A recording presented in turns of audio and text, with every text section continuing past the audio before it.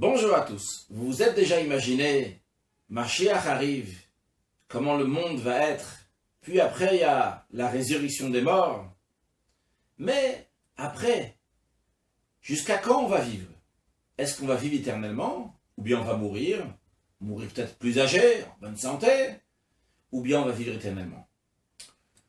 Dans la paracha de Emor, il est dit, Emor vea Martha, tu vas dire et tu vas redire aux Kohanim qui n'ont pas se rendre impurs, à part pour les proches de famille, le père, la mère, le frère, la sœur, le fils, la fille, la femme, et aussi si c'est un met mitzvah, quelqu'un que personne ne peut enterrer, et bien même si c'est un Kohen qui n'a pas le droit de devenir impur, il peut se rendre impur pour ce met mitzvah, pour cette personne qui a personne qui s'occupe de lui pour l'enterrer.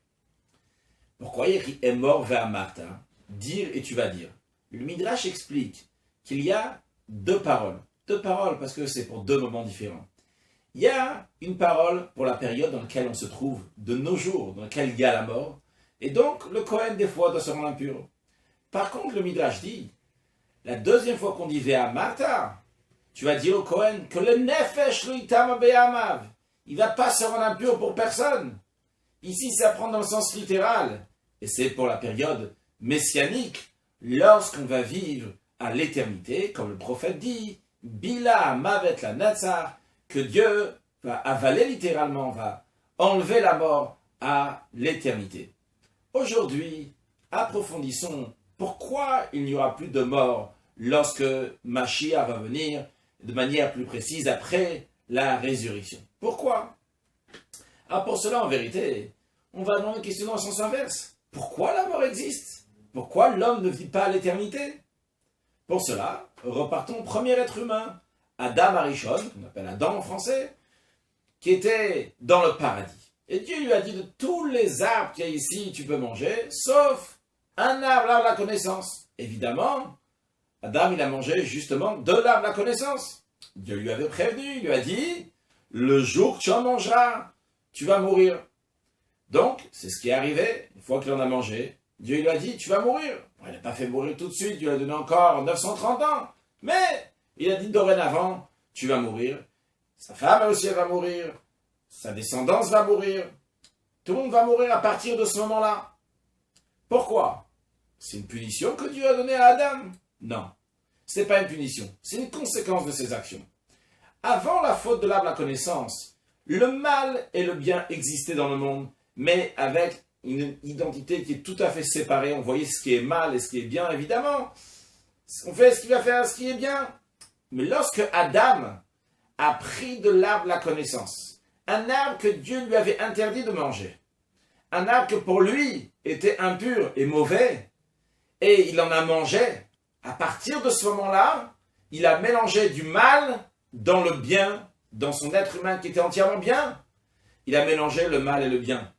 Et dorénavant, que ce soit dans l'être humain ou que ce soit dans le monde, le mal et le bien est mélangé. Donc, le fait qu'il a mangé l'arbre de la connaissance, donc il s'est rattaché à l'impureté qui représente la mort, eh bien ça lui a amené la mort physique aussi à Adam Arishon et à sa descendance. Parce que Dieu a créé le bien et le mal. Mais il y a uniquement le bien et uniquement ce qui est entièrement bien qui peut vivre à l'éternité. Ce qui est mal ne peut pas vivre à l'éternité. Donc Dieu lui a dit, tu as pris du mal dans toi, tu as mélangé le mal et le bien. Et à ce moment-là, quand tu as du mal dans toi, eh bien désolé, tu ne peux plus vivre à l'éternité. Tu seras obligé de mourir, toi et ta descendance. Maintenant, si on comprend bien que la mort est une conséquence de l'impureté, lorsque Mashiach va venir, le prophète dit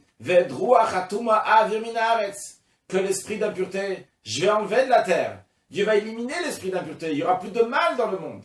Quand il n'y aura plus de mal dans le monde, il n'y aura plus de mal dans l'être humain, eh bien à ce moment-là, l'être humain pourra vivre à l'éternité. Qu'est-ce qui se passe maintenant? Nous allons recevoir, accueillir Mashiach, puis après il y aura la résurrection. Est-ce qu'avant la résurrection, on va mourir ou pas? Alors, dans le Talmud, il y a écrit qu'en effet, juste avant la résurrection, même les grands pieux vont mourir pour accomplir Vel Afar Tashuv, repartir à la poussière, parce qu'on vient de la poussière. Et dans l'idée, l'esprit de ce qu'on a dit, on le comprend aussi, puisqu'il y a du mal dans le corps. Ce mal-là a besoin de se raffiner. Mais le Rabbi nous dit que si on va se comporter de manière qu'on est entièrement soumis à Dieu, comme on le dit, Venafshi Ke'afar la koltier, que notre âme est comme de la poussière, eh bien, on accomplit de manière spirituelle d'être comme de la poussière. On n'a pas besoin de repartir littéralement dans la poussière. Et donc, qu'on passe directement dans la période dans laquelle on se trouve de nos jours de l'exil, à la Géoula, à la délivrance, avec Mashiach. Une fois que Mashiach vient, il y aura la résurrection, on va continuer à vivre. Donc, on a déjà aujourd'hui, on peut se souhaiter Chaim Nitzrim, une vie éternelle pour tous. Maintenant, vous allez peut-être me demander, mais il y a écrit Kianar ben Mea Shana Yamut, le prophète Ishaïa dit que lorsque quelqu'un va mourir lorsqu'il aura 100 ans, on va dire il y a un jeune homme qui est mort, il avait 100 ans. Alors tout d'abord, premièrement, c'est dit que c'est uniquement pour les non-juifs et pas pour les juifs.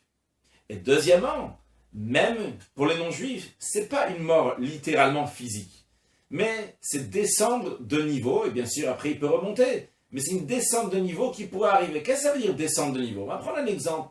Chez nous, on a une âme divine. L'âme divine est supposée aimer Dieu, s'enflammer vers Dieu. Si ce n'est pas le cas, eh bien, elle descend de son niveau. Et pour elle, c'est une mort. Évidemment, la solution sera d'étudier la chassidoute. Puis, on a l'âme intellectuelle. L'âme intellectuelle doit se comporter bien, comme l'être humain le comprend, de manière droite. Si ce n'est pas le cas, il se comporte comme un animal, il descend de son niveau. Ça s'appelle une mort pour l'âme intellectuelle. Et évidemment, il doit s'éduquer, bien se comporter. Puis, on a l'âme animale. L'âme animale, comme les animaux, ils font uniquement ce que Dieu veut, s'ils se comportent comme il faut. Mais si l'âme animale ne fait pas uniquement ce que Dieu veut, eh bien, à ce moment-là, elle descend de son niveau. Et aussi, elle est morte par rapport à ce qu'elle doit être. Évidemment, il faut se renforcer avec quelqu'un d'autre ou quoi que ce soit, mais en tous les cas, il faut se renforcer pour faire ce qu'il faut. Puis, on peut avoir une quatrième sorte de mort, celle de laquelle on parle. Si l'âme se déconnecte du corps, le corps se déconnecte de l'âme, et à ce moment-là, il y a une mort, et tout ce qu'on peut faire, c'est préparer le corps pour la résurrection lorsque Mashiach va venir. En tous les cas, on voit cette idée qu'il y a de descendre de niveau. Descendre de niveau, c'est aussi appelé une mort. Et quand on maintient constamment le niveau dans lequel on a une vie éternelle. Donc quand on dit que le jeune va mourir à 100 ans, il ne s'agit pas des juifs, il s'agit des non-juifs, et même ça, c'est uniquement descendre de niveau, et après, bien sûr, se renforcer et remonter. Alors, qu'est-ce que cela veut dire pour nous dans la vie de tous les jours? Tout d'abord, savoir qu'il faut vivre éternellement. Ça veut dire vivre éternellement.